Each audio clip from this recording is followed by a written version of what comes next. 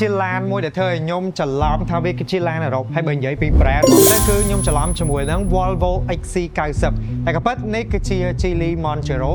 ហើយឡានពីរហ្នឹងគឺវាឡានតែមួយមែនព្រោះគ្រឿងក្នុងបច្ចេកវិទ្យាហ្នឹងដូចគ្នាហើយនៅក្រោម Geely Group ដូចតែគ្នាទេ Geely Montero ឥឡូវនេះគឺមាន promotion អីពិសេសអត់ហើយមានចំណុចពិសេសអីខ្លះ 4-5 ចំណុចរបស់បងប្អូនទាំងអស់គ្នាគួរតែដឹងពី Geely Montero ទីមួយអានេះគឺជាឡានមួយដែល co-develop រវាង Geely ជាមួយនឹង Volvo ព្រោះតែគ្រឿងក្នុងរបស់វាហ្នឹងគេប្រើជាមួយនឹង platform CMA សហការផលិតរួមគ្នាអញ្ចឹងអាឡានមួយនេះចំណុចលេចធ្លោរបស់វាហ្នឹងគឺទៅលើប្រព័ន្ធសុវត្ថិភាពក៏ដូចជាភាពរឹងមាំរបស់វា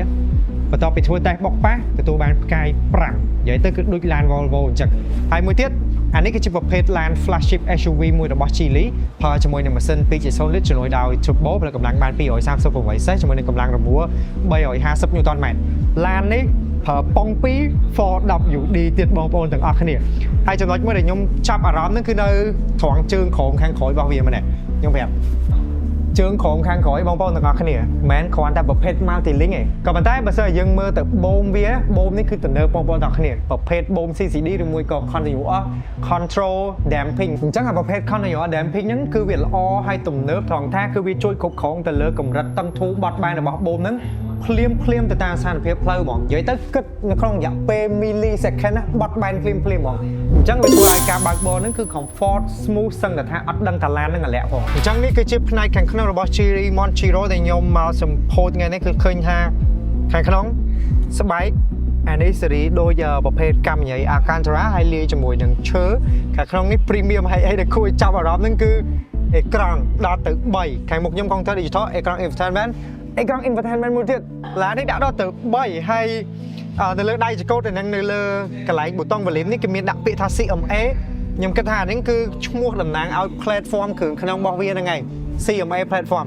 ចង្កឹះលេខ electronic ទាំងអស់តែម្ដងចង្កឹះលេខ electronic នៅលើនេះ clean ដូចឡានអគ្គិសនីអញ្ចឹងអត់មានអីដែលញ៉ៃច្រើនទេ wireless charge កន្លែងនេះគឺកន្លែងដាក់អីវ៉ាន់នៅខាងក្រោមនេះបានដំបូលបើកកៅអីនេះប្រណិតហ្មងបងប្អូនទាំងអស់គ្នា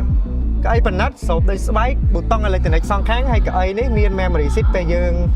ដូរទីតាំងវាទៅយើងអាចចុច save នៅនេះបាន